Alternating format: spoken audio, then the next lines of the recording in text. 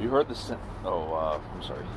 Forgotten Soldier, Guy Sajer, Part 3, Chapter 9-4. 9-4. We heard the sounds of gunfire and explosions coming closer, punctuated by blood-curdling screams. Men suddenly plunged out of the pale, enveloping cotton, and disappeared like ghosts into the black water. From the sounds of splashing, we guessed they were trying to swim. We felt petrified by fear and stayed where we were. A terrible growling mass of machines passed by close to us, shaking the earth and water, and a penetrating headlight pierced the fog. We couldn't see where it was going, only that it was moving. During those moments of terror, we clung to each other like children. A piece of the bank broke away under our weight, and our heap of belongings slid into the mud. My head went under for a few seconds, and when I surfaced, the river bank and the long grasses hid what was happening. We could hear the sound of machine guns ripping into the air very close to us, over the grinding roar of tank treads, and always terrifying screams as the tanks drove a bloody furrow through the tightly lipped crowd, paralyzed by terror and darkness. A little higher up, two other lights, barely visible in the gloom, were seeking out other victims. With daylight, we saw that there must have been about 10 tanks passing through without stopping on their way to Kiev. However, our tension was so great that we stayed in the water for a long time, without moving, in spite of the stinking mud which had seeped into our helmets and through our hair, which was standing on end with terror.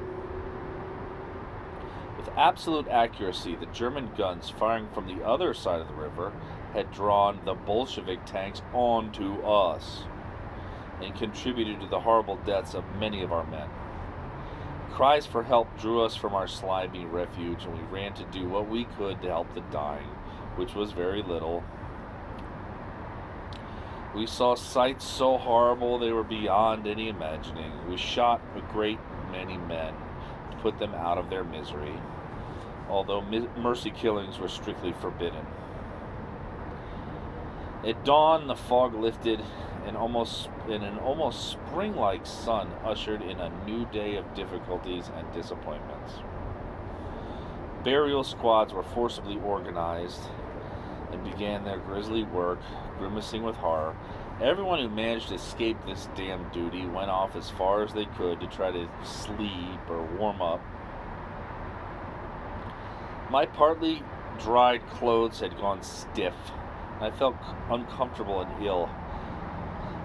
But my exhaustion, which weighed on my eyes and made the sunlight unbearable, prevented me from gasping what I should have stripped and washed in the river, allowing the sun to nourish my exhausted body.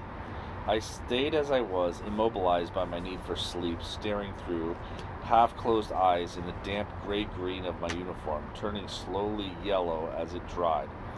When I finally did sleep, I was awakened almost immediately by shouts of terror. I opened my eyes and stared up into an infinite, pale blue sky, in which there was a familiar noise: planes. My bones creaked as I propped myself up on one elbow. I couldn't see anything unusual, only the piles of sleeping bodies amongst the gore. Everywhere faces drowning in sleep were turning to the sky. A fellow in a fatigue cap ran by, shouting like a deaf man. A heavy machine gun behind me opened fire. It took us a while to shake off our torpor. 4 Russian planes were circling like hornets above, 3,000 feet above us. Everyone was shouting, men and officers. "Do you all want to be killed?" A ragged lieutenant was yelling at us. "You should at least try to defend yourselves."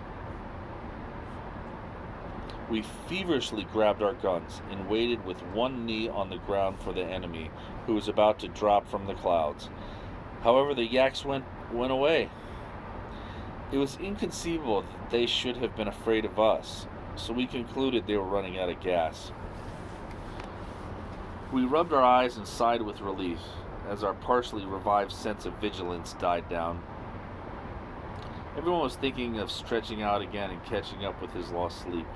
Then the heavy machine gun pivoted rapidly on its mount and began to fire toward the north. Everyone turned that way too before throwing himself flat. The 4 planes roared over us almost at ground level, firing rapidly with all their guns. We could just hear the lieutenant, who was very near us, shouting as loud as he could to make himself heard above the noise of the planes. "Fire, you bastards!" The planes passed overhead. I saw the lieutenant roll onto the ground, stand up again, and with one hand clutching his stomach, fire his revolver at the roaring planes.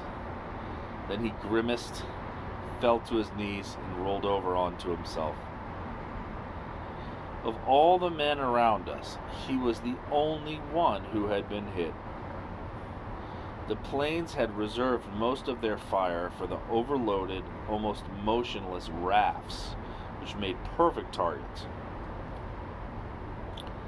"Give us some help," shouted a fellow with a long, thin face, who'd gone with the compassion to see what he could do for the lieutenant.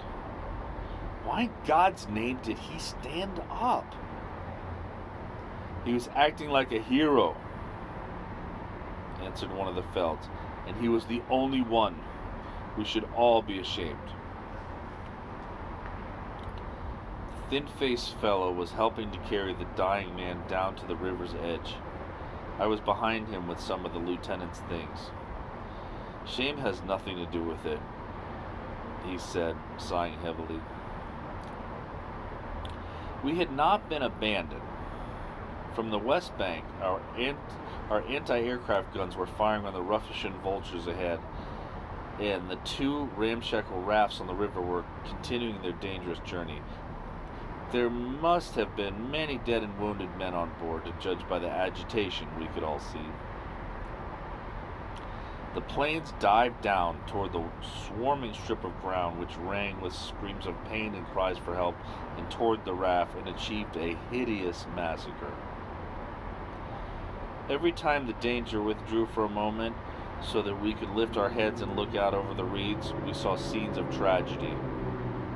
Almost everyone on the raft, who hadn't been killed or immobilized by wounds, had jumped into the water and was trying to swim. The planes made a 4th pass, and were met this time by all our guns and Spandaus, which finally drove them away. We heard a loud sound of shooting. One of the Russian planes had been hit and was spiraling upward, trying to gain height, leaving a thick plume of black smoke behind it. Suddenly it lurched into an irrevocable dive toward the water. We saw a smaller shape detached from the mass of the plane, probably the pilot, trying to jump to safety. But his parachute, if he had one, failed to open. Man and machine hit the water at the same speed and disintegrated. For the moment, our cheers drowned the groans of the wounded on the rafts. However, toward noon, the Russian planes were back again, and about a dozen fighter bombers this time.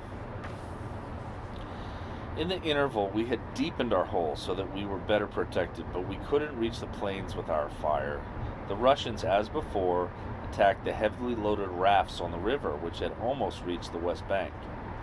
Our flak tried unsuccessfully to keep the planes away, and we watched, pale with helpless rage, as the bombs fell toward the water. A raft and all its human cargo were blown to pieces. Our fleet was being liquidated, and the attacks were just beginning. The Ilyushins were gaining height to dive down again. The soldier beside me was weeping and shouting over and over, "The bastards! The bastards!" Our damp hands scraped nervously against the ground as we maneuvered our guns. "We'll never get out of this," shouted my companion. "They'll wipe us out, the shits." Then a miracle occurred. which completely changed the tone of our cries. Sig! Sig! Der Luftwaffe! 9 Messerschmitt 109Fs had appeared and were diving down onto the Russian planes, which had just completed an attack formation. The Russian pilots, aware of the technical inferiority of their planes, were trying to get away as fast as they could. We could hear bursts of fire and felt a surge of intense, savage, and vengeful joy when we saw 2 of the Ilyushins spinning through the air like partridges hit by hunters' bullets. Then our cries grew even louder. 5 Russian planes passed right overhead before we realized they meant danger. We shook our fists at them. The fellow beside me, who'd been trembling with fury a moment before, was now trembling with joy, as uncontrolled as a madman. Our fighters were chasing the Ilyushins, which fled, skimming low over the ground. Then the pack disappeared behind the hills, which blocked our view. We heard guns, a loud explosion. After that, we had nothing to do but tend to the wounded. The next day, we felt almost happy to wake in the rain. Traffic across the river had continued all night, carrying over as many men as possible. Nevertheless, a vast number were still waiting on the east bank. We no longer knew how many days we'd been there, but despite all our difficulties, we were able to reorganize somewhat. Men belonging to the same units had sorted each other out and waited in distinct groups. Our officers had posted armed men on the hills to warn against a sudden attack. We knew that the Russians were very close and felt rather surprised that they hadn't attacked already. Probably the battle for Kiev had absorbed almost all of them. I had joined a large group of men made up for the most part of members of the Gross Deutschland and men who had escaped from the infantry regiment which had come to our aid when we broke through in Konotop. The officers present, among whom I was delighted to see Herr Hauptmann Weissradau, told us that as members of an elite division and as specialized offensive troops, we should have been among the first to embark for the West. They also said that we would be the next to go. Naturally, we were glad to hear it, as everyone wished to reach the West Bank as quick as possible. Some fellows suggested a technique that had occurred to many of us as soon as we arrived at the river. This was to tie together bunches of reeds with our belts and use them as floats. This had been proved successful many times, but it was not possible for moving the equipment indispensable to any soldier who did not wish to be considered a deserter.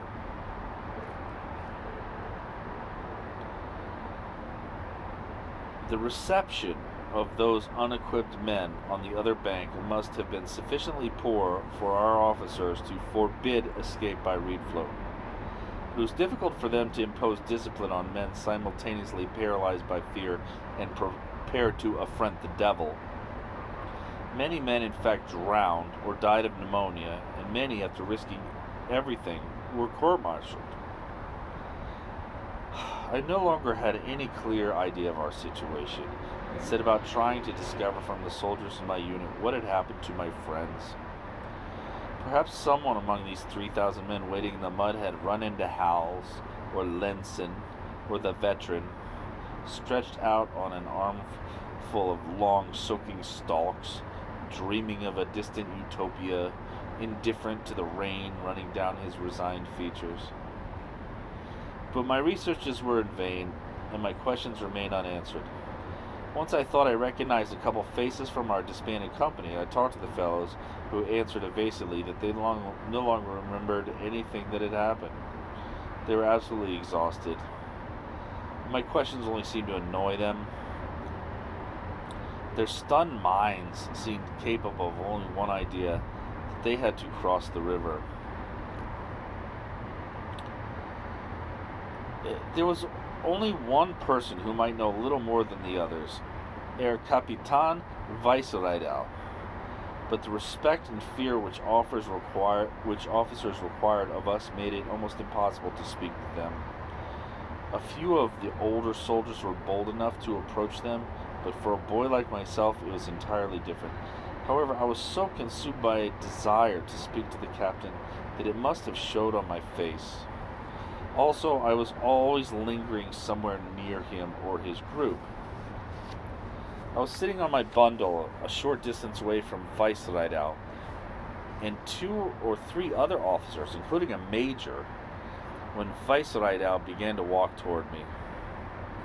I stared in confusion at the tall figure, in the long leather coat shining with rain, ready to leap to my feet and snap to attention.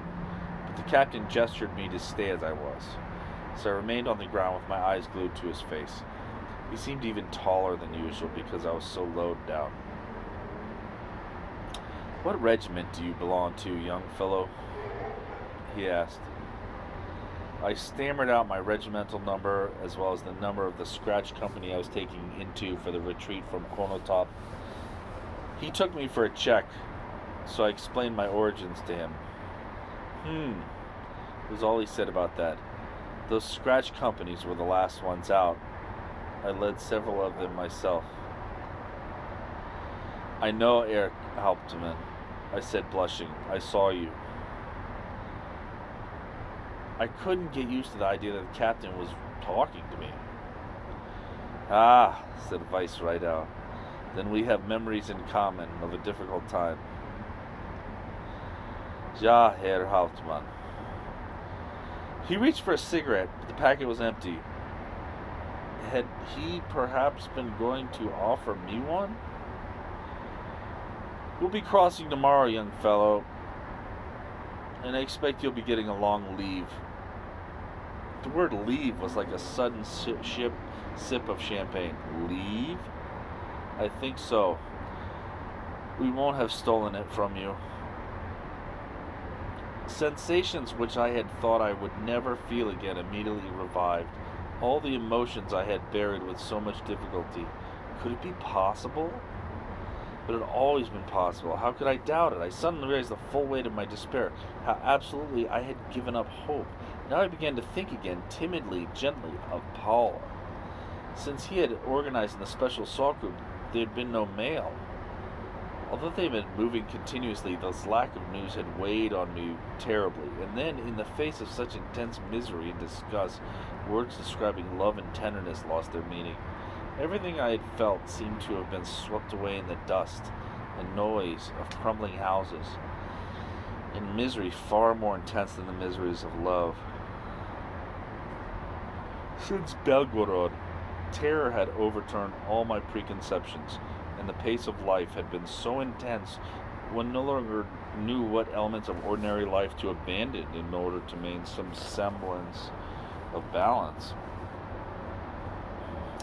I was still unresigned to the idea of death, but I had already sworn to myself during moments of intense fear that I would exchange anything, fortune, love, even a limb, if I could simply survive. I sensed that Captain Vicereidau was about to leave, so I asked him if he knew anything of my companions. He was only able to remember the veteran, calling him by his proper name. August Weiner's company was supporting a howitzer battery at the beginning of the offensive. The first troops had a hard time. It was very difficult. In any case, the men who got through were probably sent to Kiev. That's where we would have regrouped if we'd had the trucks. I listened to him in silence. "We'll be crossing tomorrow." My head was spinning with the thought of a leave, and with the anguish of the possible loss of my special comrades. Perhaps I had already walked past their burnt bodies on the shattered pavement of the Konotop-Kiev road. Would I also have to renounce the friendships which had seen me through so much? I knew that they were also so close to being stripped of everything that the sentiment I had for them seemed permissible. It was so gratuitous and disinterested. Must I also obliterate without remorse? For remorse is a dangerous luxury in battle. The memory of Hals and Lenzen, and even that bastard Lindbergh. However, if my friends had disappeared, The veteran had left me an inheritance, a special faculty.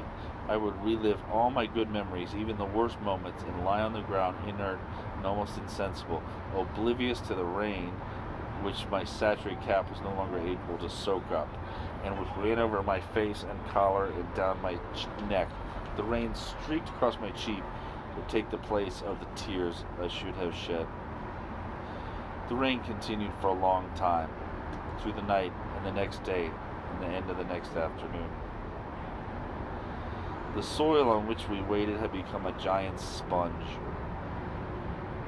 Each fresh bundle of rushes soaked up as much water from the ground as it received from the sky. We were so thoroughly soaked through that some of us stripped altogether to wait naked. Most of the time we stayed on our feet, with tent cloths over our shoulders, watching the endless back and forth of the rafts. Toward noon, despite the terrible weather, a squadron of Ilyushians appeared. Once again, we cursed those birds of ill omen which forced us to lie with our noses in the gluey Dnieper mud. The planes made 3 passes, scattering bombs and bullets wherever they could see anything.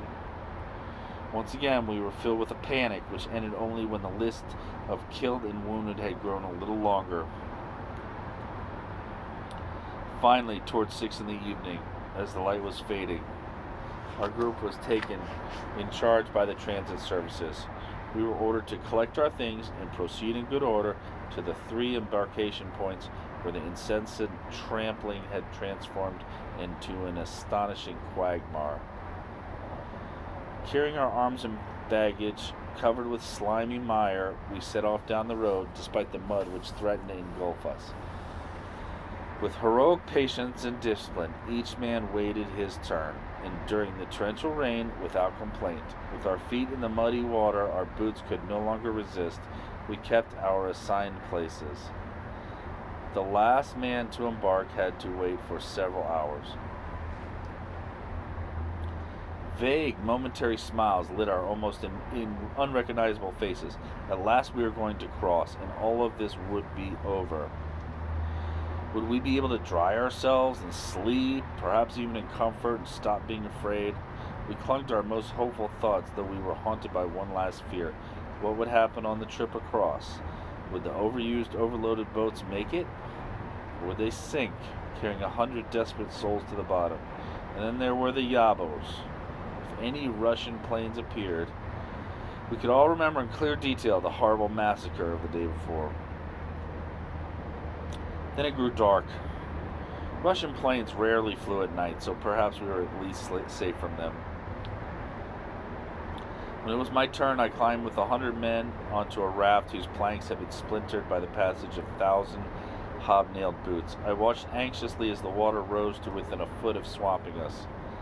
"That's enough, Captain," shouted a non-com who looked about 40 years old. "Do you want us to sink?" "As many as possible, Irrspieß," an engineer said, laughing. "That's orders, and we're used to it. Come on, let's have another 10. When we were on the point of foundering, the boatmen let go of the ropes, and with the agility of young goats jumped into the few inches they had reserved for themselves. So slowly we were almost unaware of it, the raft began to move out onto the water, which was barely creased by our momentum. Our balance seemed so precarious that no one dare move. The cursed bank, veiled in fog, disappeared from sight. I was huddled in the center of the raft between 2 fellows I didn't know. The young lieutenant from an infantry regiment had come to help us at Konotop, and a fellow from my own company who seemed to be asleep on his feet. He was the only one who seemed so indifferent. Everyone else was listening and looking intently, especially toward the rainy sky, which we mistrusted absolutely. A boat half the size of ours, but with the same engine, slowly pulled level with us. Its deck was as jammed as ours. How long was the crossing? Perhaps a quarter of an hour. It seemed interminable. The water slid past with an easy, regular motion, whose slowness made us frantic. Some of the fellows were counting aloud, marking off the seconds perhaps, using them as one uses imaginary sleep to force sleep. Then voices announced the approach of the West Bank and safety and release from our torments. The men at the front of the raft could see it, enveloped in fog. Our blood ran faster in our veins as we tried by willpower to increase the speed of the engine. We were about to land to be safe. Quick, while the sky was still quiet. An empty raft crossed our path, heading back for the east bank. We looked at it coldly. Any movement toward the east made us shiver. Then the west bank was only 20 yards away. We no longer dared to move for fear of foundering, despite an intense joy which we would have expressed in any other circumstances by jumping and shouting. After so many days and hours of waiting and despair, we had been saved. Then there were only 10 yards, then 5. The engine went into reverse to slow us down. We drew up beside a pier made of tied branches, and we heard voices telling us to move slowly and carefully. With a sense of enormous privilege, we stepped one after the other onto the solid earth, which is to say, into a quagmire exactly like the east bank. But the mud no longer mattered. We had crossed to the other side. The west bank meant security and safety, a barrier between us and the Russians. We had dreamed of this safety for so long and so intensely that we almost felt as if there were a barrier between us and the war in itself. The bulletins had been official. We would hold on to the Dnieper. The enemy would not pass beyond that line. And in the spring we would push them back beyond the Volga. During our long and painful retreat to the river and our endless wait, our thoughts had crystallized around this idea, and actually stepping onto the West Bank seemed like the end of our misfortune. Reorganization, clean clothes, leave, and the assurance that we had not been beaten. Of course, the West Bank was still Russia, but it was the part of Russia which had welcomed us a few years earlier, the part of Russia which really favored us. Our exhausted brains clung to this fantasy. The West Bank was almost the motherland.